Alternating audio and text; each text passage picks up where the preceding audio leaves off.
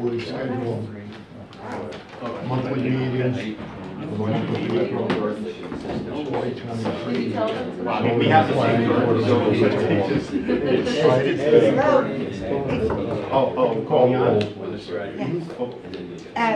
Ellen Cornell. Here. Thomas Callahan. Absent with cause. Keith Kyle. Here. Christopher Allman. Absent with cause. Joseph Paglia. Here. Anthony Brunetti. Absent with cause. James Manning. Here. Mr. Chairman, you have 4 members. Okay. Present. Thank you, Elaine. First item is the approval of the meeting minutes from January 31st, February 16th, and March 23rd. What is the board's pleasure? Move to accept those minutes. Second. Motion has been made and properly seconded. Any discussion? Hearing none, all those in favor? Aye. Aye. Opposed, that motion carries 4-0. And actually, this is the first time we've ever met before Yeah. since the new state law took effect, so. We've got a little bit of housekeeping to take care of first before we get to our hearings. Ludwig, the attorney is not up to par today. He's not feeling quite well enough to be here, so he asked for a continuance. Chair would entertain that we move Ludwig to the May meeting. Yes, May 18th, I believe. Yes, May 18th. Mr. Chairman, I'd like to make a motion to move Ludwig, Lot N-S, Lot 452, 256 Colonel John Gardner Road, to the May 18th meeting. Second. Motion has been made and properly seconded. Any discussion? Hearing none, all those in favor? Aye. Opposed? That motion carries 4-0. So if you're here for Ludwig, we will not hear that this evening. Mr. McGrath, we have an issue with yours this evening. Unfortunately, Joe didn't sit on it, so we cannot hear you this evening because it's a continuation. But what I can offer you is we've got a meeting the 25th, Tuesday? Yes. This coming Tuesday. Yeah, so if you're available Tuesday, there's a lot on the docket that we can put you first, or we can continue you to the next regular meeting, which would be May 18th, but Tuesday, I don't know. It would be the same time, 6:30? Yes. You know what, I'll get here. Okay. I'll take that, yeah. I mean, if No, I'd rather go sooner, that would be fine, I'll be here for the 12th. oh, I mean, if you can't get here first thing, Oh, no, no, I'll be here. We have 5 other matters. we have 5 other matters. It's not. Oh, yeah, no, I'll be here. I'll be Okay. here. All right. That'll be fine then. I apologize for that. All right, no, that's fine, thank you, I appreciate it.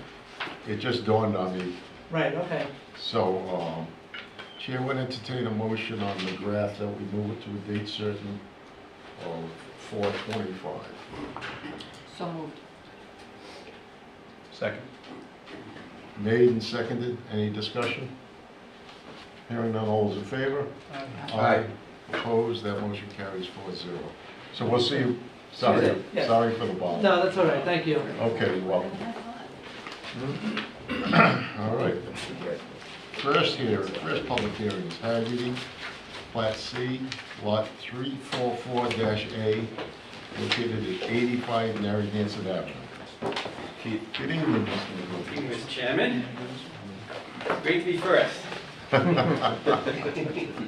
do you get there? Jack Green for the applicant. The applicants and owners are Christopher and Chelsea Haggerty. The property is located at 85 Narragansett Avenue and is about 6,234 square feet.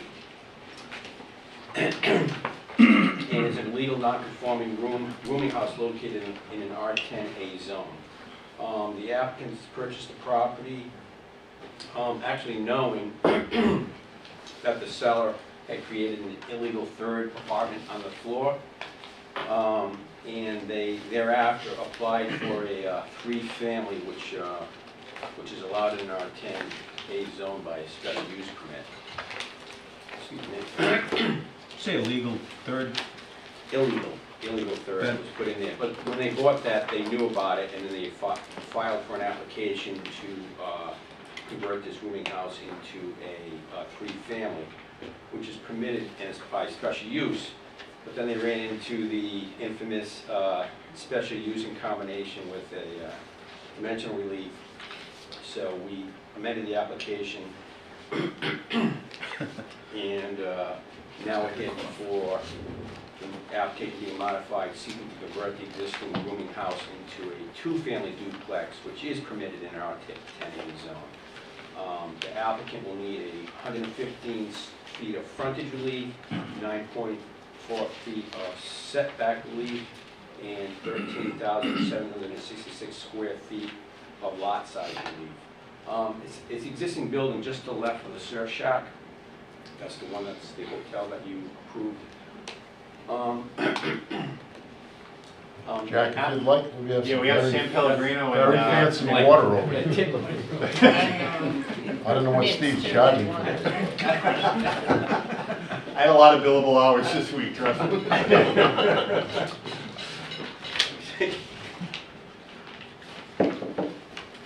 If you go to the plan, Do you want the site plan, or do you want? yeah, the site plan, no, the elevation plans. Sure. Yeah, the next one that you had, they were pretty good. So this is existing, you got the existing first floor? Yeah, there you go. So what the applicant proposes to do is, if you see, if you walk into the front door here, right now, the access, there's a door right here. In order to convert this from a 3 to a 2-family, what they're going to do is, if you go to the proposed first floor, they're gonna put a wall up right here. Yeah, they're removing the door right here and replacing it with a door. And so the access for the first floor will be this way. Access for the second floor, you go through the entrance and go upstairs. You go to the second floor, existing plan or proposed plan, existing second floor. You'll see the existing. What they intend to do is to remove these doors so that the second and third floor will become a single unit, thereby creating the two-family duplex. From the exterior, nothing's changing on the outside. It's an existing building.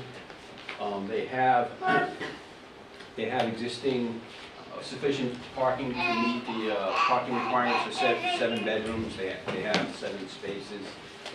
And when we were going for the 3-family, we actually got approval from the town to connect to the sewer for 3. It's already connected, but you have to get the approval for the 3-family. So, I mean, basically the intent, everything's going to be off-street parking, so it's not going to impact the parking. There's no any on-street parking needed, like perhaps the hotels would rightly need. Say it's all off-street parking? No, it's all on. It'll be off-street. Yeah, they have 7 spaces on that property. Off-street. Yes. So they'll for each bedroom. That's the parking requirement. Right. So the proposal is 3 bedrooms on the first floor, first unit, and 4 for the second and third floor. The applicants are here to answer any questions they may have, but that's a request. So Jack, you've got 1 unit on the first level, and the second unit is going to occupy the second and third floor. Right. And we ran the plans up, the flagpole with Wayne. He signed off, at least on what we were doing with those doors and the access. And we removed the doors, and we're also removing the stove on the 3rd floor that was put up there without permission, to make it a legal 2-family.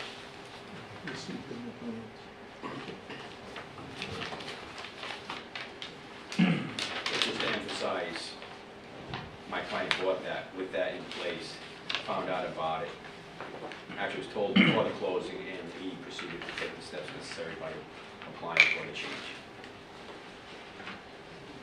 So basically, from the outside, you'll notice no change. It's just the interior, and we're converting it, like you said, request conversion from a rooming house to a two-family. So, as a rooming house, how many, The rooming house had 5 bedrooms. They had 5 bedrooms. We're looking for 7 bedrooms. yep, And like I said, it's connected to sewer. Town council signed off on the 3 units, so obviously 2 would be fine as well. And it's not a parking issue because we have the 7 parking spaces that accommodate the parking requirement. And just, I mean, where it's located, it's, you know, that's a high-density area with that hotel to the Right. right. I think it fits into the surrounding area, the neighborhood. There is on that property, if you go back to the site plan, there Do you want the actually, picture of the site? yeah, the picture's good. Okay. Either one, no, that's good right there.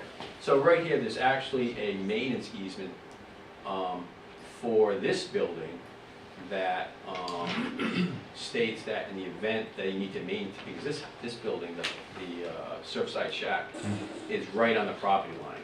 So when they split this property up, they gave themselves a maintenance easement, so in the event they had to paint the house or redo the side, they would be allowed to, you know, put staging up on the driveway here. But in that event, then my building, my client's building, they would have the right to use this over here until such time as the staging was taken down. So even though there's an easement there, it doesn't really impact their parking or passing, because they'd be able to go over here and use this property until the maintenance was done.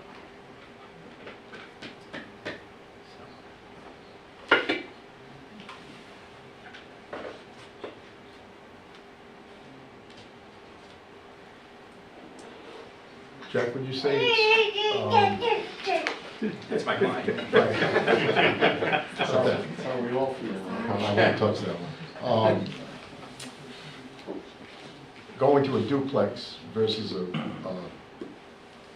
rooming house, I've got to think it's less intensification I of the think it is, property. and I mean, just from a practical point of view, trying to get conventional financing on a rooming house is problematic.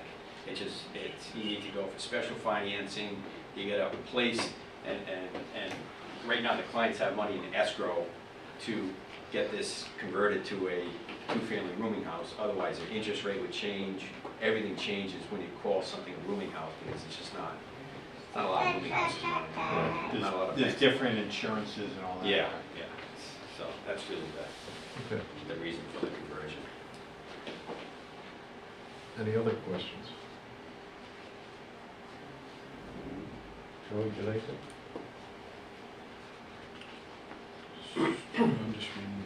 So the total number of bedrooms is still 7? 7.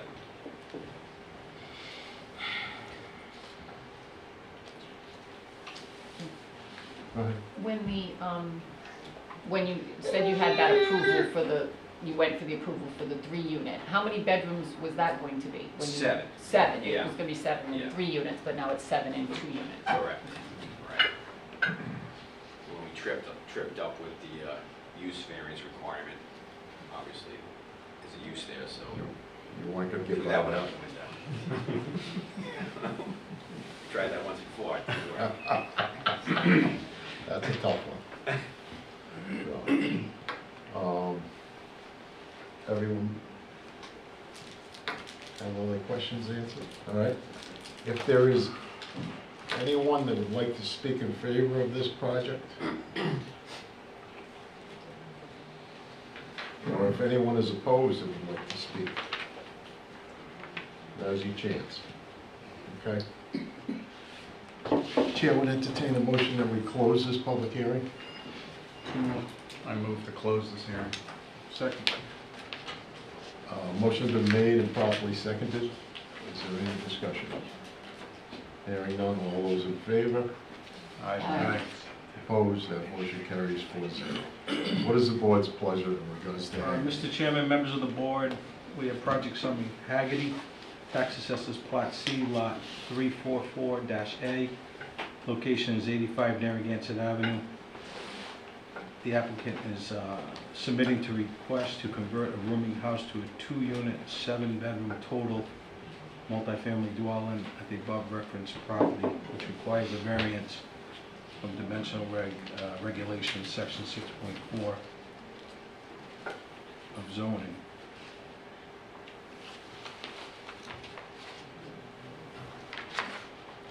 Hagerty's, again, relief request is 6.4 dimensional regulations with a 115-foot lot width variance, lot size variance of 13,766 square feet, lot size variance, and a 9.4 front yard setback variance.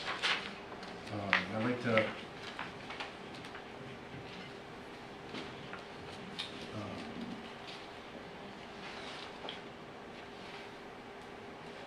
add the facts for the record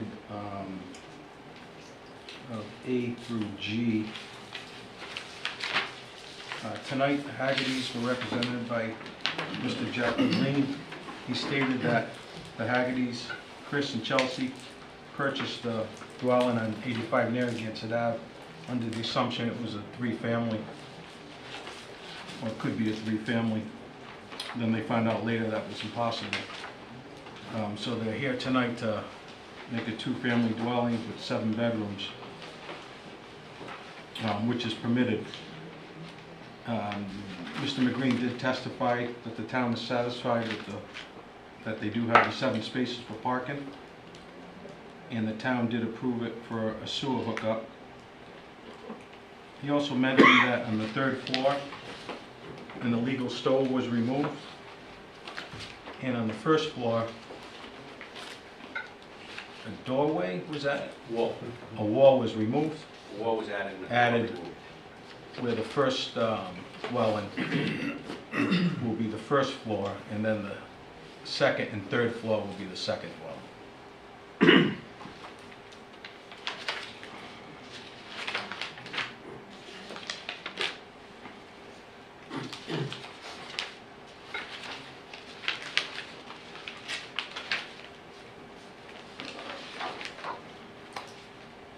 The planning board received this information provided by the applicant and reviewed the plans, supplementary documents during the planning board meeting on Tuesday, March 21st, 2023, in accordance with section 18.5 of the zoning ordinance. The planning board found the application to be complete. The planning board also found this application to be in conformance with the land and use component of the comprehensive plan of Narragansett. Further, the planning board recommends the application to the zoning board for review for approval with conditions that the revised plans are provided to the zoning board of review, which I'm sure will be, or has already been done. Yes, we did. Just to be fair, they suggested that we make it a 5 rather than a 7. Right. Which we proceeded looking for the 7 bedrooms rather than 5. Yeah. That motion passed 5-0, and it was a recommendation for approval of also 5-0. There was no one for or against this application.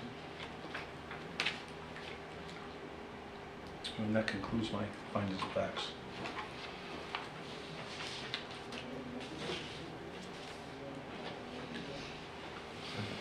Second. A motion has been made and properly seconded to enter the findings of fact into the record. Is there any discussion?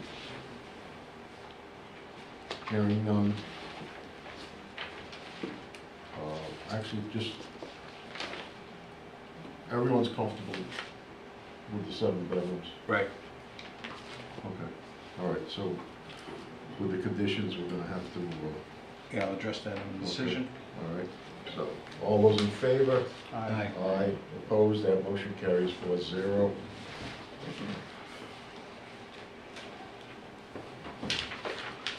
Mr. Chairman, members of the board, project summaries, Hagerty, tax assessors, Lot C, Lot 344-A.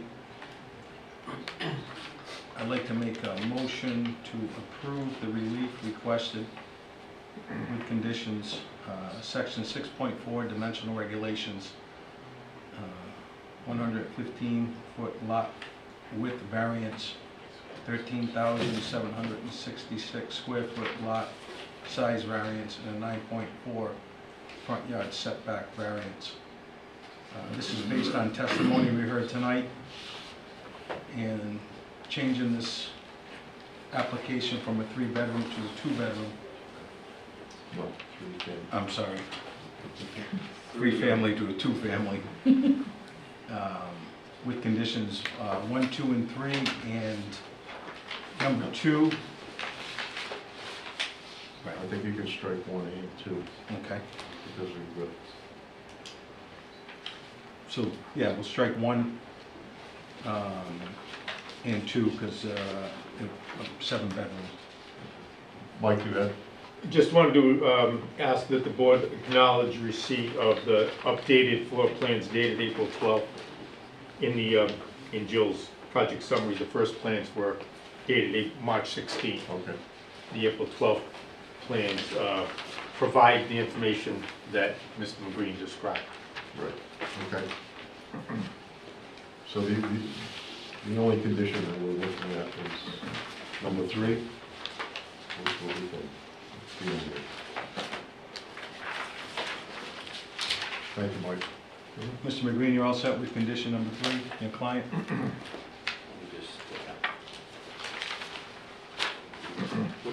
What was that condition? That's the boilerplate, the approval of the conformance with the site plan. Yes. Yes. That's it. Can I get a Yes, second? Second.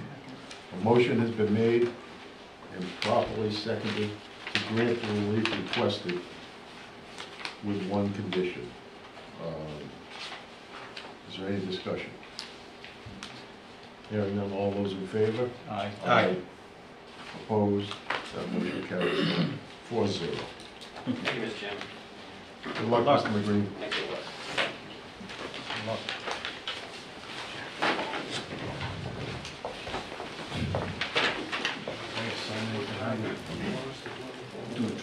Do rolls here, right? Just cut it off.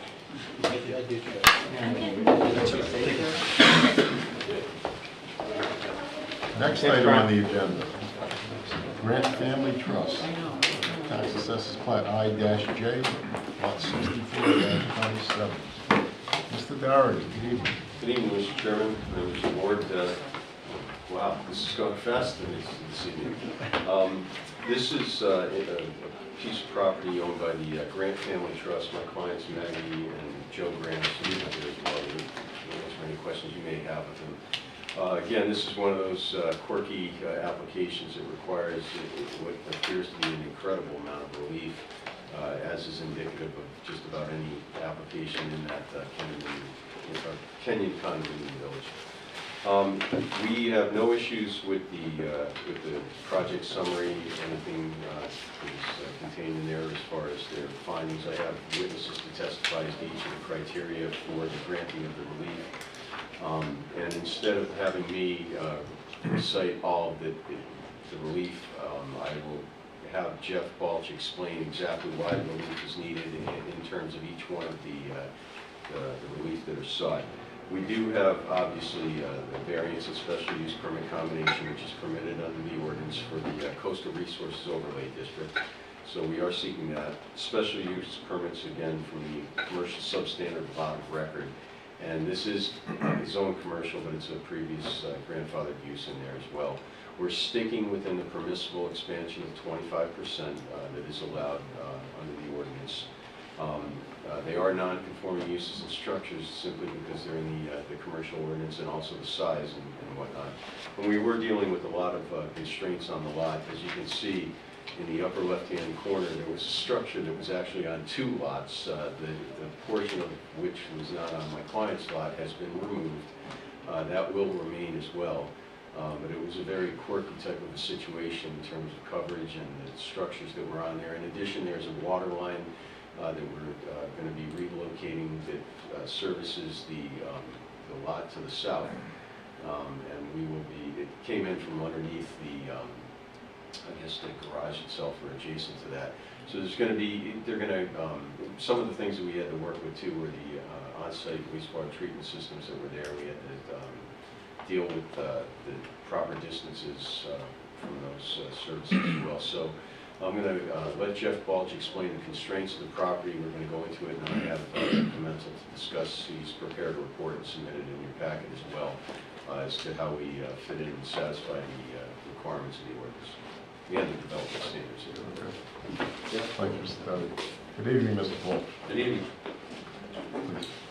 Do you solemnly swear that the testimony you're about to give will be the truth, the whole truth, and nothing but the truth, so help you God? I do. Please state your name and spell My your name is last. Jeff Balch, B-A-L-C-H. Thank you. I've been before this board several times, and I'm a professional land surveyor in Wakefield, Rhode Island. And I prepared the survey and the site plan and the sewage system design for this site. The site is on Succotash Road, as you know, and it's down in the Kenyon Condos Association. So it's part of a larger lot. So it's one of the condominium land units within the condominiums. It's, as Patrick said, it's in the BC zoning district. The condominium unit lot is 5,821 square feet. The owners wish to demolish the existing two-bedroom home, which contains about 1,614 square feet, or 27.7 square feet, a percentage of the lot. And they wish to build a new 1,981 square feet, at 34.0% of the lot. The new house will not, as Patrick said, the new house will not exceed 25% expansion as allowed under section 10.1. As he mentioned about the garage in the upper left-hand corner, the northwest corner of the lot, that portion of the garage will remain. It's a detached garage and it's going to stay. The project is, although it's less than 10,000 square feet in the condominium unit, this application was submitted before the change in the bulk zoning ordinance, so it wasn't subject to most of the bulk zoning ordinance requirements. So it wasn't subject to the FAR or the hardscape requirements and those kind of things. They need several variances, one of which is going to be a variance and a special use permit from section 4.4 for the coastal resources overlay district. They need a special use permit because they're in a commercial substandard lot in the BC zoning district. They're a non-conforming use and structure under 9.1 brackets 2, and they also need a special use permit for alterations to a non-conforming use and structure under sections 10.1. Regarding the coastal resources overlay district, the site is in a CRMC designated barrier beach, and therefore any construction on the beach is subject to the CRMC approval, and therefore it comes under section 4.4 of the zoning ordinance. The house meets the front yard and setback requirements, so this lot, because it's part of a larger condominium unit, has no rear or side setbacks because the adjoining lots are part of the condominium. So the only setback that applies is the front yard setback, and we're meeting that requirement. Let's see. The site is located in a FEMA flood zone. The entire property is located that way.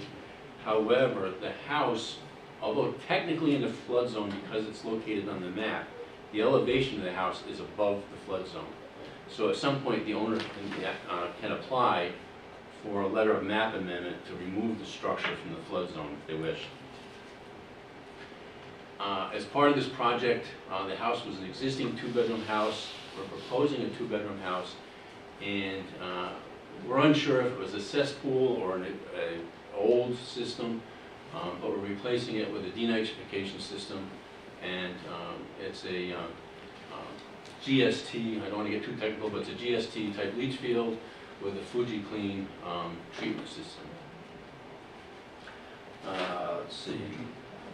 We tried to apply for a three-bedroom system, but we can't because this is in a barrier beach, and all the soils are considered filled soils, and therefore we can't expand.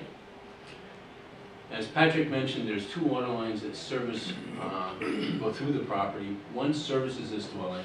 The 2 water lines come from Succotash Road, and the second water line serves the home on Percy Lane behind this property. It was quite common during the Kenyon condominiums to work the water lines wherever they are. We've since applied for the town, and Percy Lane is this lower road here, and the home that road right there, that house right there, is the house that has the second water line that comes from Succotash Road. We've contacted the town, we've made arrangements to relocate the water line off of Percy Lane so it no longer continues through our property. We've got approval from the water department to do that. Let's see. Parking, there's sufficient parking on the property. There's more than sufficient parking for 2 bedrooms. Almost, except for the sewage system and the garage, a large portion of that front yard is all parking. Plus, we still have the garage, the detached garage in the basement garage. The site does not need any drainage. Even though the building is larger, the site does not need additional drainage because the property is on unconsolidated beach sands. And there's nothing we can do for drainage that's better than what's there. So it's a waived requirement for both CRMC and the town. We've got approval from the town for the drainage. That pretty much covers my end of the, if there's something more that's already added, or questions, I'd be glad to answer. Well, I would just like to ask Mr. Balch a couple of questions. Jeff, is it your opinion, based on your design of the site plan here, that the relief to be granted is the least relief necessary under the circumstances? Yes, it is. All right, and would the hardship that would be suffered by the owner if the variance is granted, would that amount to more than a mere inconvenience? Yes. And is there anything else that you'd like to add that was particularly troubling in the design of the site and that you may have fixed? Okay, sure. Initially, when we did the design, we actually had the house larger because the owner was going to demolish the existing detached garage in the upper left-hand corner of the property, and we were using that area to apply to the house. However, because we found through the process that we cannot, we can only expand a particular building 25% max, we can't count the garage towards the house footprint. So the owners decided to leave the garage as storage or whatever it is they need. Nothing further to ask Mr. Balch? Any questions of Mr. Balch? Explain that. You said a Fuji system? Yeah, it's a denitrification Yeah. system. It was approved just about a year ago, Yeah. and it's got some advantages. There's a number of denitrification treatment units. That's one we chose because it's got a fairly small footprint, Small footprint, okay. and we're trying to fit it on the area. Right, that's what I was wondering. I mean, it'll handle up to a 4-bedroom. Jeff, just so that the record is clear, can you just give your opinion as to whether or not the hardship results from any prior action of this applicant? No, yeah, the lot's here, Yeah. it's already in a BC zoning district, it's a residential use, it's already in a flood zone, it's already in the barrier beach, it's just, you know, it is what it is. Okay, and also that it's your opinion that the granting of the variance won't alter the general character of the surrounding No, area? it's very compatible with everything in the area. Just trying to help you out. No, thank you. No, I appreciate it. I have a witness coming up. Well, Mr. Before I say anything, you Mr. testify. Can speak, No, can speak, What a can speak. segue. You haven't been sworn yet. It doesn't, those previous hearings you've been here Any other do not questions? carry over. Thank you. Thank you, Mr. Balch. Good segue though. Do you solemnly swear that the testimony you're about to give will be the truth, the whole truth, and nothing but the truth, so help you God? I do. Edward Pimentel, that's P as in Paul, Imentel.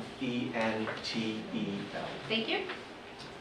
Mr. Pimentel is very experienced in testifying. I have a few questions to ask after he presents for his testimony, but I think narrative form, in the interest of speeding things up, would be appropriate, as if that's acceptable. Absolutely. All right, very good. So, but clearly Mr. Balcher is the more appropriate individual to testify to the environmental components, but clearly that plays into why this is so appropriate, and that we're going to, with the new improvements, realize greater code compliance from a flood zone perspective, the septic system, and so forth.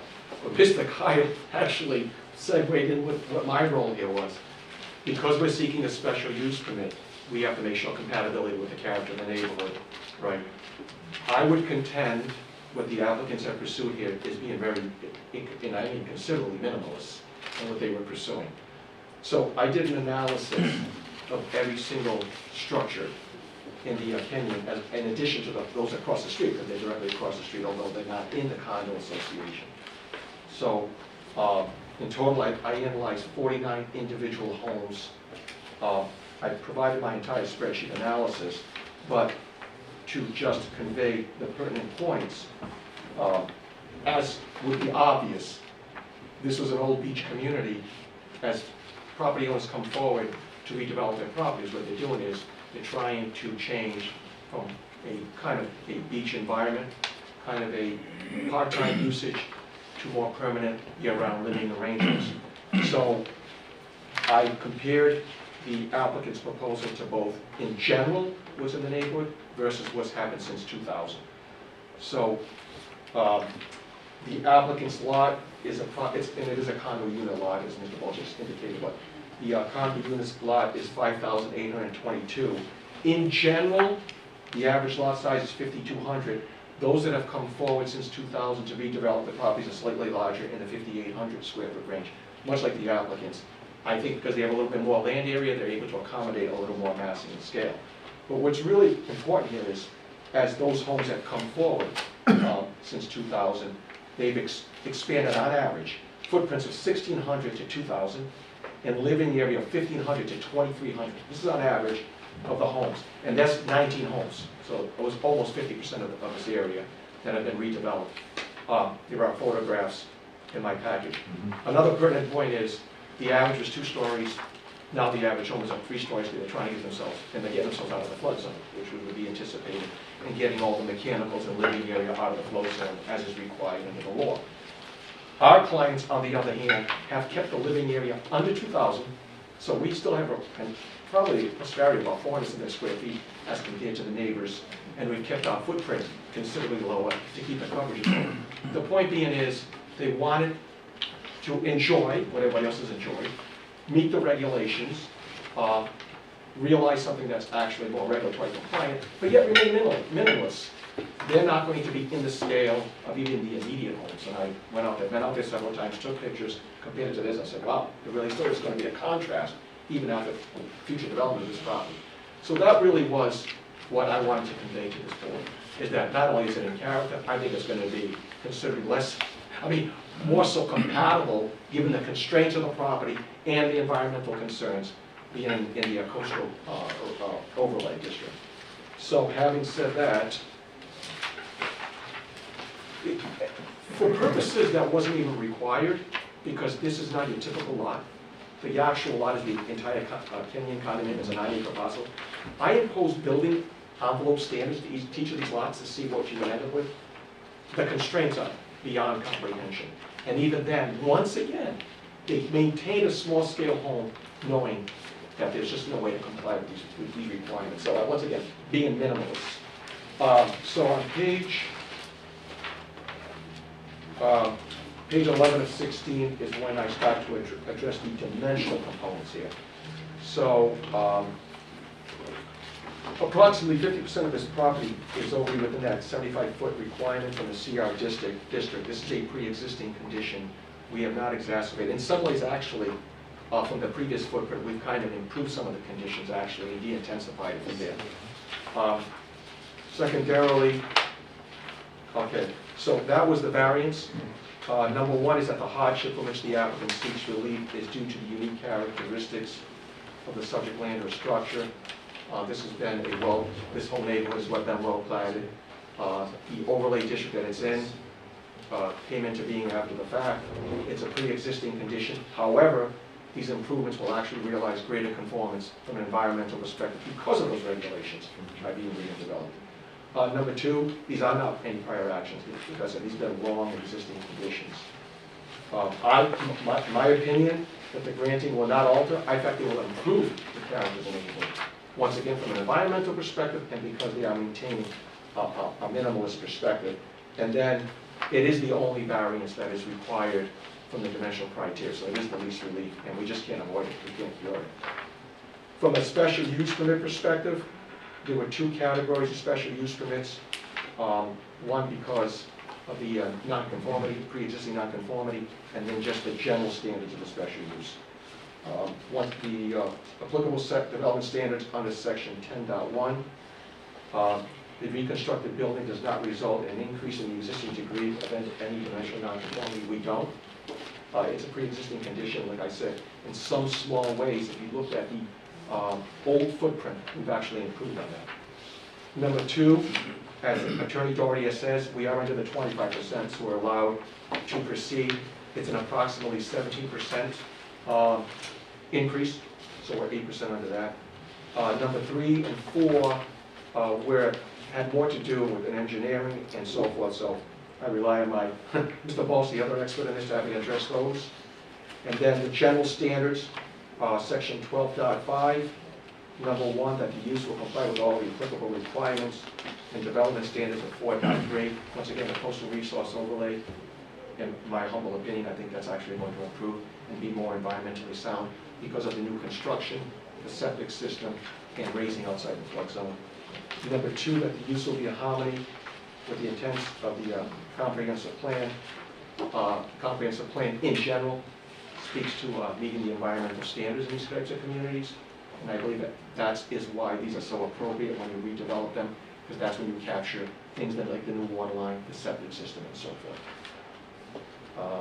And then 3, 4, and 5 goes back to the whole character issue that I addressed previously, and again in harmony and ensuring that you're not creating any harmful conditions to the surrounding neighbors. I believe, in fact, this will be an improvement to the neighbors, and in fact, we're going to be considerably less of an impact from an oversized massing scale as compared to the neighbors. We kept this really to the bare minimum, and even more so by retaining the accessory detached garage.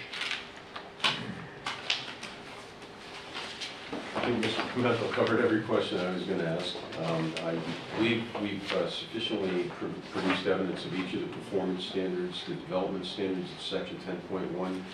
They were each addressed by Mr. Pimentel and also Mr. Balch in their testimony. Again, the only issue that we have is the change of the exterior of the structure, but as testified to by Mr. Pimentel, the increase in the size and the construction of the new structure is in harmony with the surrounding area, and therefore it should not, it would enhance the appearance on the site and be more in harmony with the existing structures that have been redeveloped on the site. And I believe we've covered each and every one of the other criteria. The only thing I'd like to do is to bring my clients up to testify regarding that the primary goal is not to increase the value of the structure, it's to more profit. Joe and Maggie, come on up.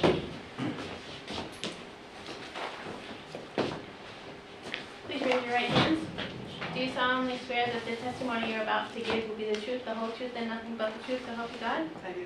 Please state your name and spell your last. Margaret Grant, G-R-A-N-T. Thank you. Joe Grant, still G-R-A-N-T. Thank you. Now, Maggie, may I call you Maggie? Yes. Maggie, your primary intent here is not to demonstrate or to realize greater profit. That's not the reason why you're asking this to be developed in this manner. Correct. That's correct. And insofar as, let's just see. I'm sorry. Excuse me, Mr. Chairman, I shuffled my papers the wrong way. This is typical. Mr. McGreen did No, not. here it is. So you don't have a primary desire to realize greater financial gain. You're doing this merely to For enhance personal enjoyment. personal enjoyment. All right, I have nothing further. Thank you. Thank you, Mr. Doherty. Are there any questions of any of the witnesses? Your client saw the conditions 1 through 6, and they're okay with those conditions? Yes, we stated that when we were at the planning board, and we got unanimous approval from that. There's no issue with that whatsoever. I would think that the house being in a family trust, that I don't think they're gonna go turn around and sell it. Well, I'm not sure about future plans, but probably. Anyone else?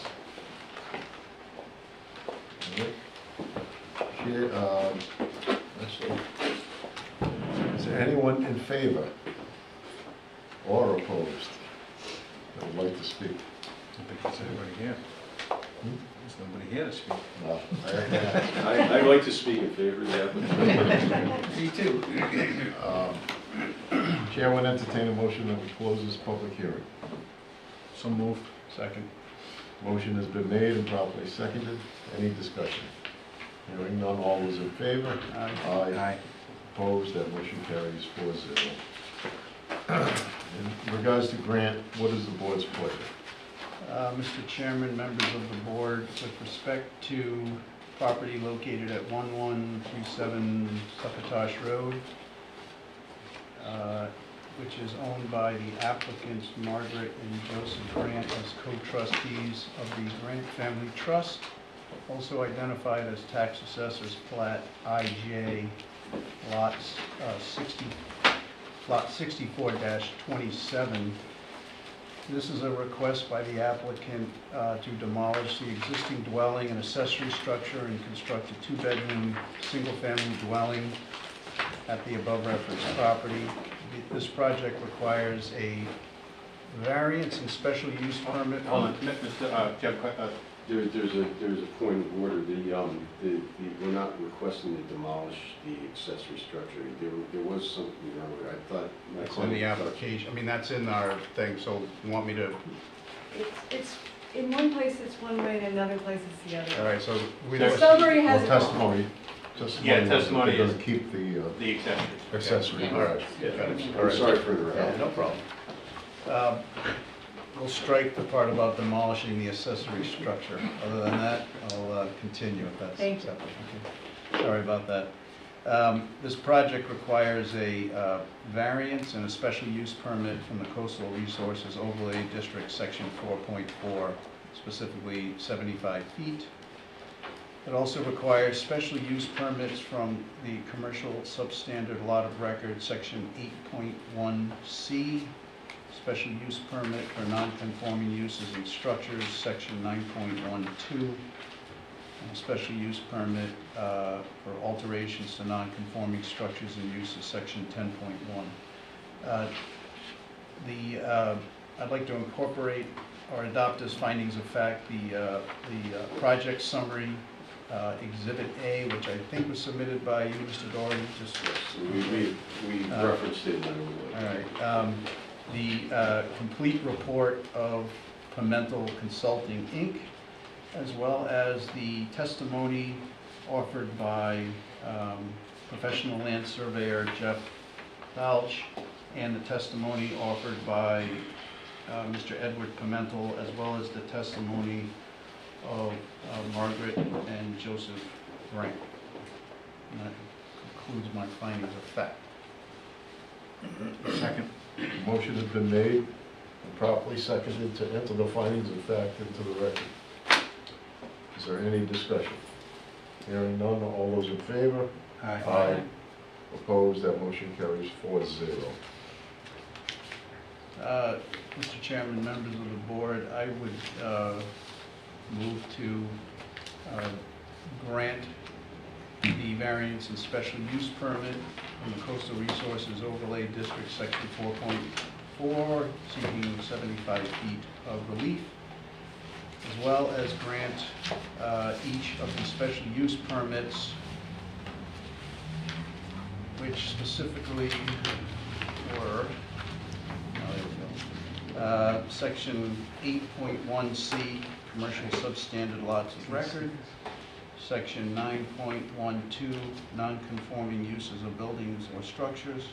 Section 10.1, expansion of non-conforming use. And the basis for that motion to grant the relief is based upon the testimony of Mr. Balch, who testified that the variance was the least relief necessary, that the hardship was more than a mere inconvenience, that the request for the variance was not the result of any prior action of the applicant, and that it is specifically resulting from the unique characteristics of the land, although I'll credit Mr. Pimentel, I believe, testified to that portion of it. In addition, there was testimony from Mr. Pimentel, both here orally, but also contained in very specific detail in his report. So I'd like to incorporate that as my rationale. The report sets forth in exquisite detail all of the elements that are necessary for the granting of a special use permit, the 6 standards which are set forth in sections 11 and section 12 of the Narragansett zoning ordinance. And I would also state additionally that the testimony of Margaret and Joseph grant that they were not seeking to realize any additional financial gain, and that this was a project for their personal and family enjoyment. And also, I believe that there was agreement through the grants council that they're satisfied. We'll incorporate all of the conditions 1 through 6 that are set forth in the project summary. Second. A motion has been made and properly seconded to grant the relief requested with conditions. Is there any discussion? Hearing none, all those in favor? Aye. Aye. Opposed, that motion carries 4-0. Thank you very much. Good luck.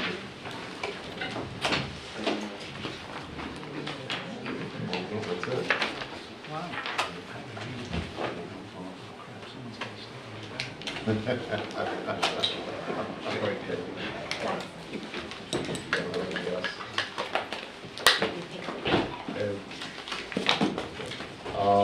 Steve, do you have anything for us? What do we expect on Tuesday? Well, it's not, Tuesday. yeah, that's, well, I won't speak of specifics. Oh, well, obviously. Yeah, other than, we will take Mr. McGrath first. Yes. And then, all 5 appeals will go forward. Individually. Individually. I'm debating, it'll be up to the chair. One of the appeals is being taken by Ms. Morris Aldor. So, and then the other 4 are by the same attorney. So we may want to take her first. Okay. Rather than, but that's up to the chair. And That seems then it'll reasonable. be like the last one that I touched the yacht club, presentation by the town. Mr. Zangari will represent the town. Ms. Haggerty, Ms. Powers will be here, speaker from DeSisto Law, Ms. Daniels. And then most likely there'll be, after the testimony, there'll probably be briefs. So it'll be up to you, depending on what issues come up, we may be continued for legal briefs. And that's why Ms. Daniels is here. Chris will do the testimony and then probably be briefed and take it from there. Steve, one thing you just mentioned, which I didn't know until you just said it, but Kathleen Daniels and I are co-counsel on a case together. It doesn't, to me personally, pose any conflict, but I just want you to be aware of that. The DeSisto Law is, they're in every municipality. I mean, they're the trust attorney. She's just here on behalf of the trust. Because they're representing the town of Narragansett in the federal case. So that's not. And we've already talked about. You're Have to recuse from one of them. Even though I'm co-counsel with her, we're both we're involved in the same case together. I mean, I don't see it as a conflict. No, I it's just find it to be not, work. it's Okay. not a conflict. You have no, you know, All right. I mean, I have cases with almost every one of those Yeah, I know. lawyers. so. I just want to know in this context, it wouldn't. Yeah, no, I don't believe so. So, that's what's gonna happen. Okay. Wayne? Oh, I'm sorry, one of those will be continued. There's one of them that the people are out of town, so we're only gonna hear 4. Okay. And I'll get the one to Wayne that the people are out of town, so one will get kicked. Okay.